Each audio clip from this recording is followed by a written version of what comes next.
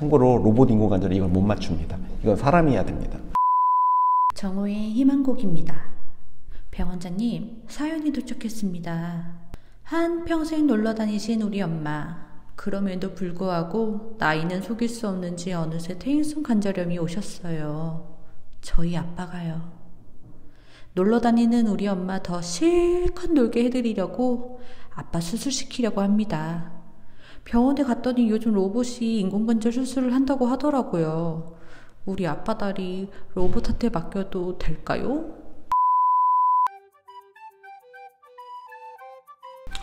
일단 답만 얘기하자면 정확하게는 로봇을 이용한 수술이라고 볼 수 있겠죠. 예를 들어서 요즘 가장 곽광받고 있는 분야 중에 하나가 로봇 수술 술기인데, 예를 들면 암 수술에서 요즘 획기적으로 유명한 다빈치 수술이라고 들어봤죠. 그 다빈치 수술이라는 것도 결국 암 병소에 있는 부분을 로봇이 알아서 찾아서 그걸 절제하고 하는 게 아니라 정확한 그 암으로 있는 부분을 의사 선생님이 직접 경계를 구획해주고 그 위치를 잡아주고 들어가야 될 부분을 표시를 해주면 그러면 그 다음에 로봇이라는 그 술기를 이용해서 그 암을 절제하는 거니까 쉽게 얘기하면은 행동에 있어서는 로봇이 일부 영역을 차지하는 게 있지만 결국 모든 결정과 판단과 시술은 의사 선생님이 한다고 하는 게 맞습니다.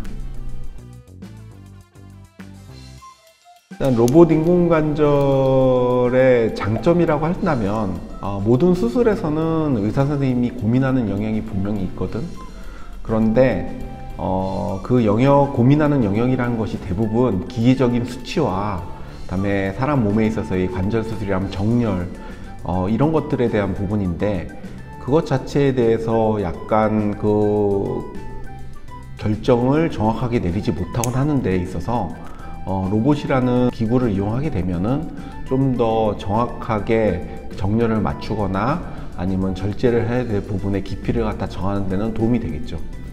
그럼에도 불구하고 우리가 잊지 말아야 될 거는 인공관절 수술, 다시 말해서 사람 몸에다가 하는 수술은 결국은 뼈만 갖고 하는 수술이 아니라 그 관절 주변에 인대나 힘줄, 다음에 연골 조직들에 대해서 감안을 해서 수술을 결정하고 수술을 시행해야 되는데, 현재 로봇 인공관절 수술에서 가장 단점이거나 좀 아쉬운 점이라 한다면 오로지 그 계측 자체가 뼈에 대해서만 그 계측을 하게 돼 있지, 나머지 부속 기관들, 인대나 힘줄이나 아니면 관절의 강도, 그다음에 인대 균형성 같은 것들에 대해서는 사실 계측이 안 됩니다. 그래서 그거는 어쩔 수 없이 그걸 시행하는 의사 선생님이 결정을 해야 되는 부분이 있어서 거기에 있어서 다시 사람 손을 빌려야 되는 그 단계가 생기기 때문에 100% 로봇으로 수술을 한다라고 볼 수는 없는 것이 현 상황이고, 그리고 반드시 의사 선생님의 판단이 개입이 돼야 되는 수술이라고 알고 있습니다.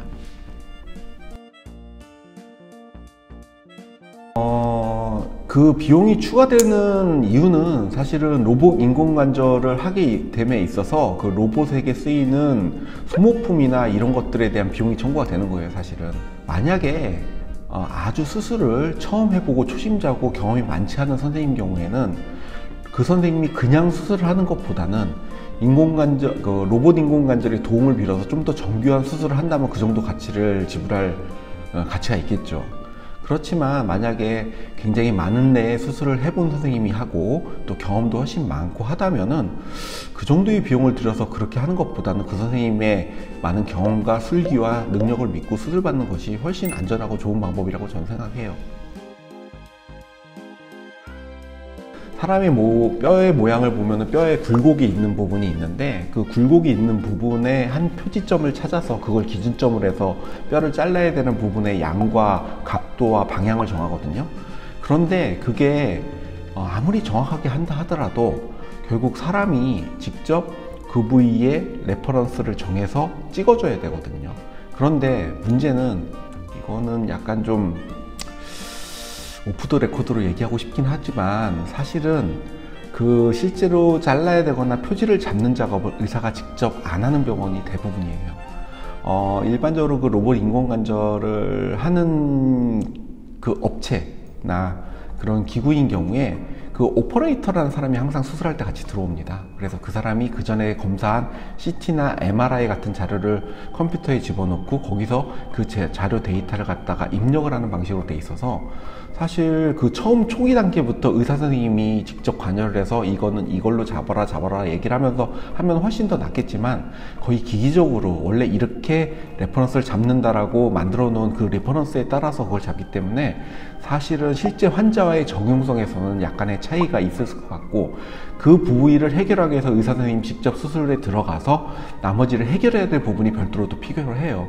그러다 보니까 로봇 인공관절의 가장 큰 단점 중에 하나가 뭐냐면은 수술 시간이 많이 깁니다.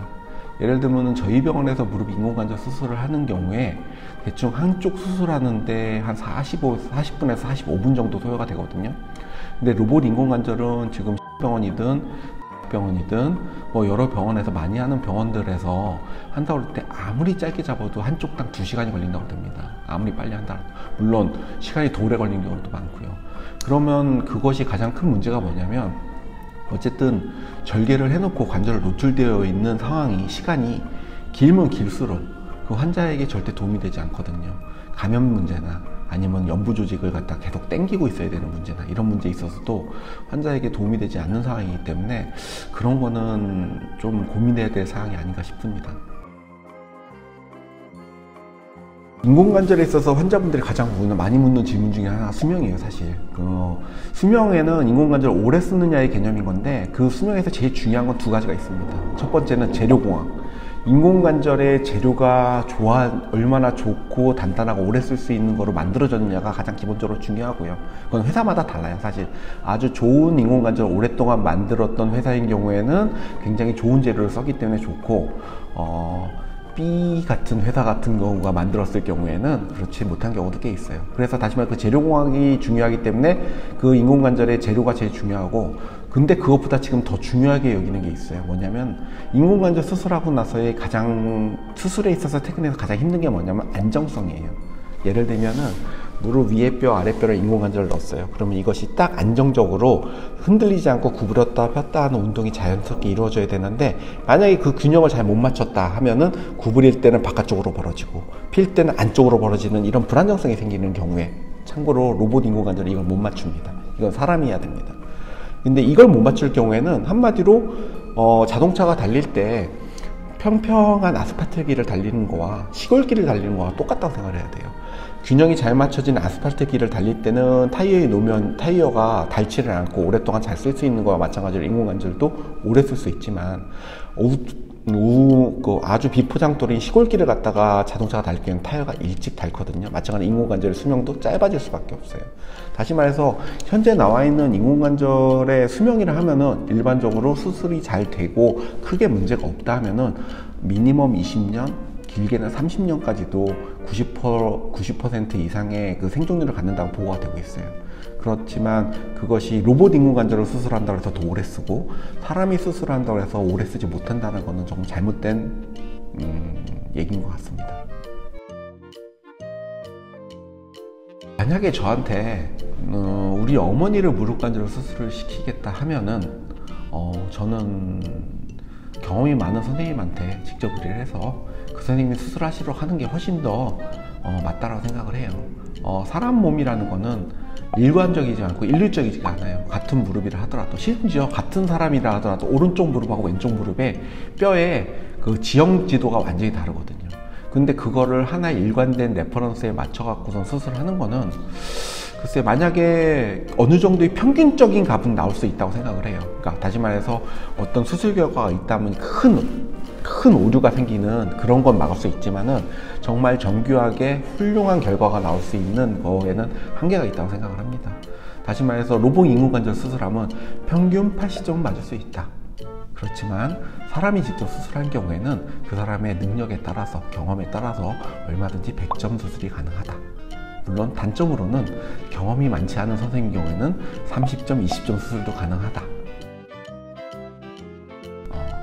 오늘의 얘기의 결론은 아직 의료 분야에 있어서는 기계의 힘을 많이 빌리고 컴퓨터의 힘을 많이 빌리긴 하지만 사실은 더 중요한 거는 그 사람의 의사 선생님의 실력과 경험이 더 중요하다고 생각을 해요.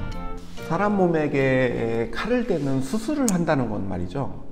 어떻게 보면 저는 이건 제가 의사 생활을 하면서 가장 큰 자부심을 갖고 있는 것 중에 하나인데, 사람 몸에 합법적으로 타인의 몸에 칼을 댈 수 있는 것은 오로지 의사 선생님만 할 수 있습니다. 그거에 대해서 면허를 줘서 면허에 따른 의료행위를 하는 거고, 그거에는 반드시 책임감이라는 것이 따릅니다. 그 결과를 반드시 좋게 하고 환자가 만족스럽게 해야 된다는 거. 과연 그 책임감을 로봇이라는 기계에게 어느 정도를 맡길 수 있느냐는 가치관의 문제인 것 같아요. 적어도 그 책임감을 갖다 끝까지 하려면 처음부터 끝까지 직접 관여를 해서 수술을 마무리하는 것이, 그것이 히포크라테스 선서를 한 우리 의사 선생님들의 의무라고 생각합니다. 저는 인공관절 수술은 로봇 말고 경험 많은 노정호 원장님한테 할래요. 저는 그렇게 생각해요. 엑스레이와 간단한 진찰 소견만으로도 그 환자의 진정의 80~90% 이상은 찾아낼 수 있다고 생각을 하거든요. 단지 그 뒤에 찍는 추가 검사들, MRI나 이런 것들은 거두는 정도,